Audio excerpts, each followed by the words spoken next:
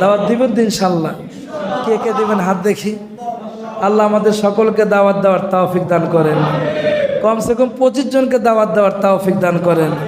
9 তারিখ মঙ্গলবার দাওয়াত দেওয়ার তৌফিক দান করেন। মঙ্গলবারে দাওয়াত দেওয়ার জন্য তৌফিক দান করেন। এই মসজিদে যেই পরিমাণ বাদ মাগরিব জিকিরে মুসল্লি হয় চরমনের মুরিদানেরা, ওনারা থাকলেই তো মসজিদ ভরে যাবে। আওয়াজ কিরকম ঠিক না ব্যাঠিক? এজন্য আমি আশা করব চরমনের যারা আছেন হক্কানি রব্বানি পীর সাহেবের মুরিদানেরা, আপনারা 25 জন কেন, আপনারা 50 জন করে দাওয়াত দিবেন। এমন যেন হয় নিচতলায় দোতলায়ও যেন মুফতি সাহেবদেরকে যেতে হয়, যা নিচতলা জায়গা হয় না। এরকম যেন হয়, একটা রেকর্ড হয়ে যায় যে এমন মসজিদে গিয়েছিলাম আমরা, অনেক মসজিদে নিচতলাই ভরে না। আশ্চর্য লাগে, নিচতলাই ভরে না। তা আমরা দেখাই দিব নিচতলা না, দোতলাতেও মুসল্লি থাকবে, মুফতি সাহেবরা দোতলাও যাবে।